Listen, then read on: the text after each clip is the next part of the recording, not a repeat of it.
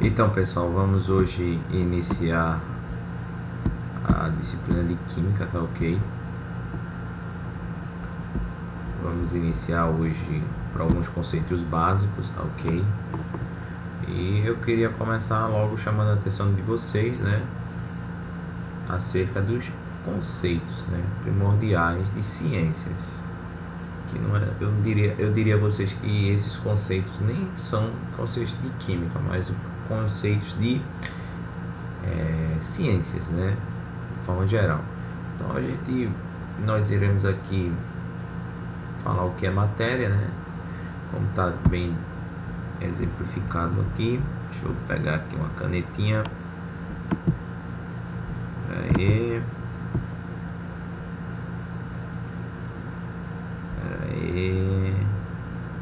Só um ponteiro. Então, visível, isso. Então, matéria, vamos logo definir, né? Matéria é tudo aquilo que ocupa lugar no espaço e possui massa, tá ok?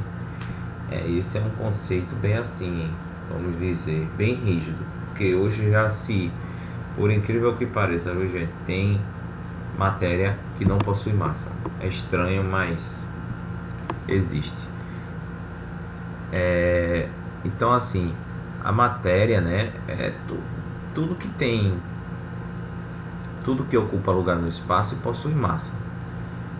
Então, nós também temos dentro da matéria o corpo, né? O corpo é uma porção limitada de matéria. E temos também o exemplo do objeto. O objeto é um corpo fabricado para determinado fim, né? Então, na verdade, matéria é um termo geral, né? Tá ok? Para designar tudo que tem, ocupa um lugar no espaço e possui massa. E corpo, né, seria uma porção limitada de matéria. E objeto seria um corpo com algo fabricado para ter alguma finalidade. Eu dei um exemplo aqui bem interessante. É uma árvore, é uma matéria. Toras, né, seus troncos são um corpo, e uma mesa fabricada a partir dessa árvore é um objeto. Mas observe, ó, todos três são matéria, viu? A árvore, as toras e a mesa, tá ok? Todos são matéria. Bem como, se você for pelo conceito, a árvore também é um corpo. A árvore só não seria um objeto, porque ela não tem finalidade, né? Ela tem uma finalidade biológica, mas para esse conceito de objeto, teria que ter uma finalidade prática. Mas olha, não vamos nos prender muito a essas questões, não. O importante aqui é saber que existe essa diferenciação entre matéria, corpo e objeto, ok?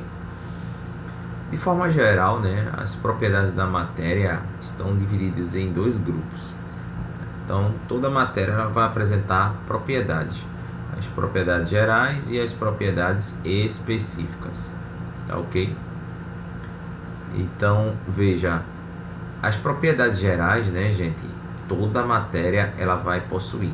Então, todo corpo, né, vamos dizer assim, ela vai possuir as seguintes propriedades gerais, tá ok? Independente do seu estado físico, ok? Primeira propriedade, a inércia, né? O que é a inércia? A inércia é uma tendência de a matéria, né, apresenta, vamos dizer aqui, a inércia. O que é a inércia? Uma matéria sempre apresenta a tendência de manter seu estado, seja de repouso ou seja de movimento, a não ser que uma força externa influencie.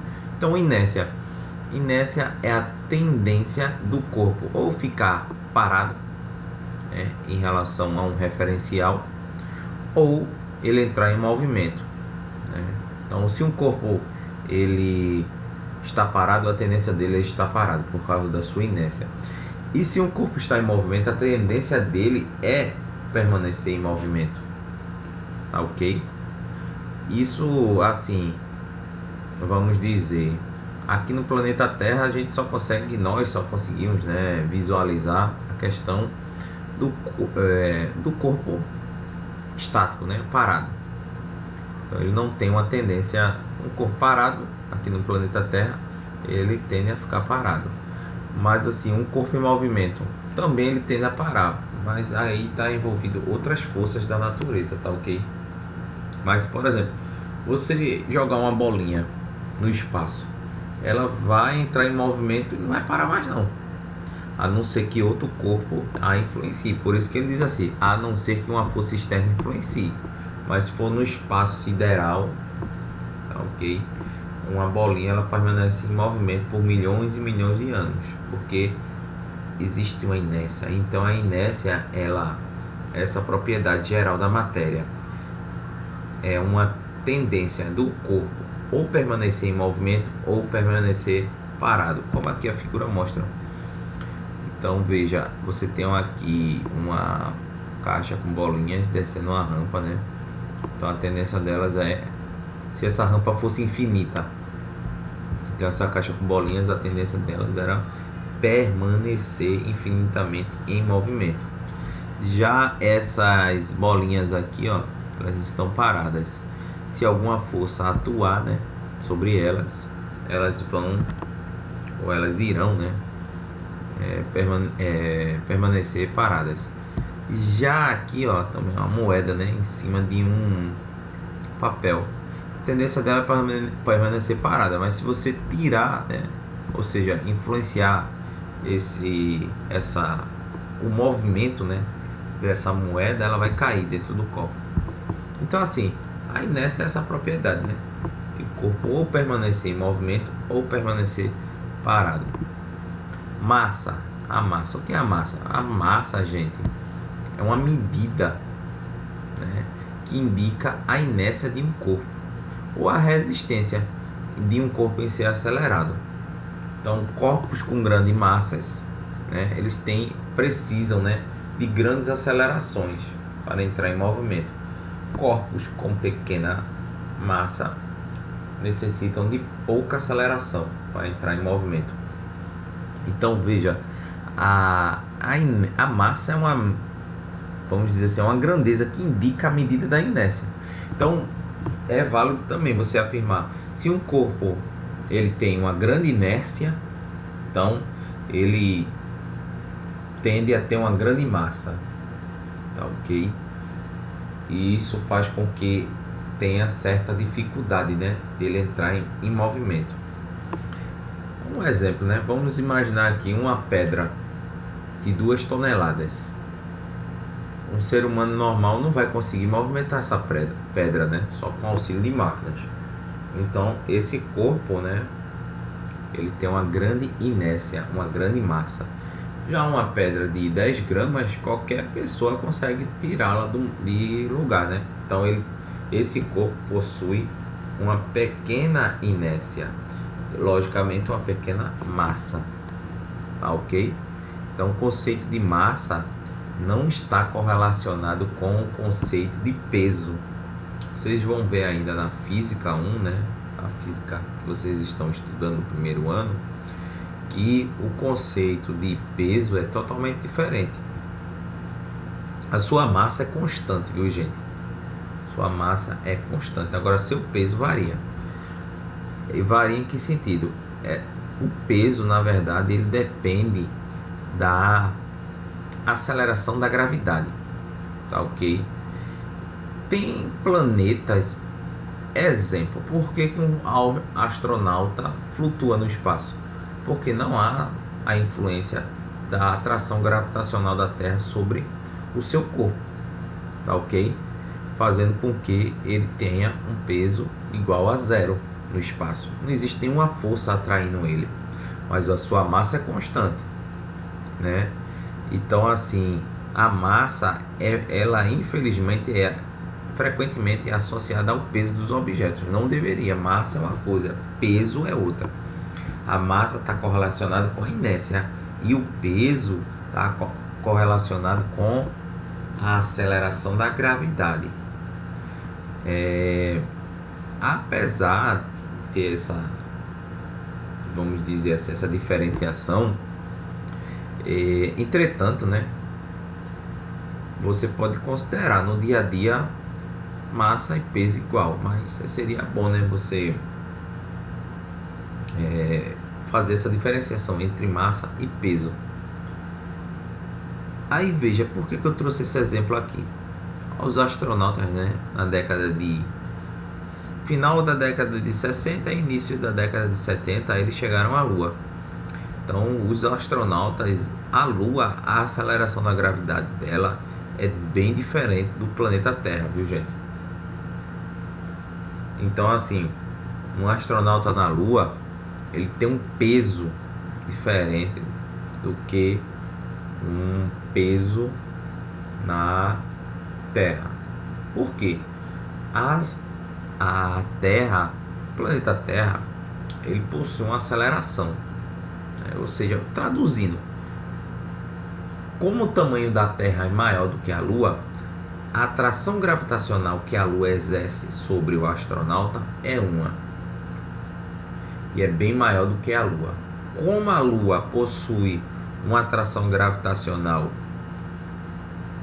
pequena devido à sua pequena massa quando comparado com a Terra, então o peso do astronauta é outro. Então é normal na Lua o ser humano andar como se estivesse andando, flutuando, ok? Então isso aí é bem interessante. Então nós temos que diferenciar o conceito de massa e peso, ok? Massa é inércia, peso está correlacionado com a aceleração da gravidade, apesar que no dia é sinônimo, né? Os dois. Outra propriedade, né? Propriedade geral, né? Da matéria. Então toda matéria vai apresentar volume, né? O que é volume? O volume é o espaço que a matéria, né, ocupa, independentemente do seu estado físico, seja um gás, seja um líquido, seja um sólido, né? Todos vão ocupar, né, espaço, tá, ok? E esse espaço é o que? O seu volume. Eu coloquei aqui um cubo, né? Então esse cubo ele está ocupando um espaço, tá, ok? Então toda a matéria vai ter um volume. Impenetrabilidade. Então, o que significa isso? Duas matérias não podem ocupar o mesmo espaço ao mesmo tempo. Dois corpos não podem ocupar o mesmo lugar ao mesmo tempo. Então eu dei um exemplo aqui, ó, para enchermos uma garrafa com água, por exemplo, o ar tem que sair dela. Então é interessante, né? Então, ó, a garrafa aqui estava cheia, né, com água. Aí eu peguei um copo, eu não, né, isso aqui é uma figura da internet. Peguei um copo, gente, e coloquei dentro desse copo papel. E peguei a mão, peguei não, eu estou falando em primeira pessoa, mas não sou eu não. Mas essa pessoa pegou a mão e colocou dentro da garrafa com água. O que é que aconteceu? A mão dele e o copo e o papel, eles não ocupam um volume, ok? E como a matéria é impenetrável, né? Então, o que é que ocorreu aqui? A garrafa estava cheia com água. Como nós não podemos ocupar o lugar de outro corpo ao mesmo tempo, essa garrafa transbordou com água, tá, ok? Se não ocorresse isso, gente, né, se não ocorresse impenetrabilidade da matéria, você ia conseguir atravessar paredes, tá, ok? Então, assim, é uma propriedade geral, a impenetrabilidade. Elasticidade também, né? A elasticidade é uma característica que uma matéria tem de voltar à sua forma original quando uma força externa estica ou a comprime, né? Toda matéria é elástica. Agora tem algumas matérias, né? Ou seja, alguns corpos que têm uma certa resistência a serem elásticos, né? Mas toda matéria eu posso afirmar a vocês que possui uma certa elasticidade. o que você consegue melhor, né, visualizar, né, é a borracha, né? A borracha, uma mola, você estica e ela volta ao mesmo tamanho. Compressibilidade. Essa é outra propriedade geral da matéria. Então veja, o que é a compressibilidade? É a característica que a matéria apresenta de diminuir o espaço que estava ocupando quando submetida a uma força externa. Ok? Então veja, um exemplo bem assim didático. Toda matéria é compressível, né? Se você pegar uma seringa, tirar logicamente a agulha, né, e colocar seu dedo e tentar fechar, né, o êmbolo, né? Isso aqui é um êmbolo, e tentar fechar empurrar o êmbolo, não é fechar não, é empurrar o êmbolo. Você vai sentir que você consegue até certo tempo, depois você não consegue não. Por quê? Primeiro tem a questão da impenetrabilidade, né? O ar é matéria, viu, gente? Apesar de nós não visualizarmos o ar com nossas visões, o ar, ele possui massa, ok? Ele possui volume, ele possui elasticidade e ele é compressível. Você consegue comprimir o ar que está aqui dentro. Então o ar é matéria. Se o ar é matéria, ele é compressível, ele é elástico, ele é impenetrável, ele possui volume, ele possui massa e ele possui inércia. Tá, ok? Divisibilidade é a capacidade que a matéria possui de ser dividida em inúmeras vezes sem deixar de ser o que ela é. Isto é, não há modificação da sua composição química. Exemplo, você pegar uma rocha aqui e começar a partir essa rocha. Você pode, vamos dizer assim, dividir, né, em vários pedaços, mas cada pedaço desse aqui vai guardar características em comum, né? Tá, ok? Esse aqui vai ser rocha, esse aqui vai ser rocha, ok? Feito eu vou pegar uma gota de água. Vamos imaginar, se eu pegar uma gota de água e dividir em 20 pedaços, não deixou de ser água, né? Então é a divisibilidade. Propriedades específicas, né, da matéria. Essas aí, as propriedades específicas da matéria, eu vou fazer uma aula, assim, à parte, tá, ok?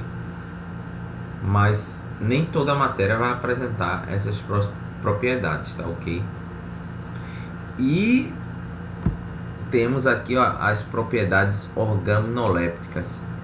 Eu deixei, gente, assim, propriedades específicas para um próximo momento, porque eu posso citar já algumas aqui, né? Principalmente densidade, que é um conceito. Nem toda a matéria vai apresentar ser densa ou não, né? Não é uma propriedade geral. Mas veja, eu coloquei aqui, as propriedades organolépticas. Organolépticas que estão relacionadas ao sentido, aos 5 sentidos humanos, né? Olfato, tato, audição, visão e paladar. Então são 5 propriedades organolépticas. Temos o paladar. Exemplo, se eu pegar cloreto de sódio. O que é cloreto de sódio, gente? Sal de cozinha. Nós sentimos o sabor salgado, né? Isso. Então é uma propriedade organoléptica que está relacionada com o sentido. Outra, a audição, né? O som produzido pelo bife sendo frito em uma panela, né? Você sabe diferenciar uma fritura, né, de um cozimento. Então é uma propriedade organoléptica da matéria. Mas eu queria chamar a atenção aqui sobre essas duas propriedades, as específicas e as organolépticas. Nem toda matéria vai apresentar, por exemplo, paladar. A água não tem gosto. A água não pode ter gosto, ok? A água não possui gosto. Então, a água não possui algumas propriedades organolépticas, né? Então, dentre as propriedades organolépticas ainda temos a audição, ok? O tato, É isso. Quando passamos uma toalha no rosto e sentimos que ela é áspera. Visão, a luz percebida pela explosão de fogos de artifício. O olfato, o aroma liberado quando descansamos. Uma mexerica é laranja, hein? Descascamos uma mexerica. O olfato, né? É a capacidade de nós sentirmos cheiros. Nem tudo tem cheiro, né? Então, assim, nem tudo vai apresentar luz, ok? Nem tudo vai ter, assim, uma diferenciação em termos de tato.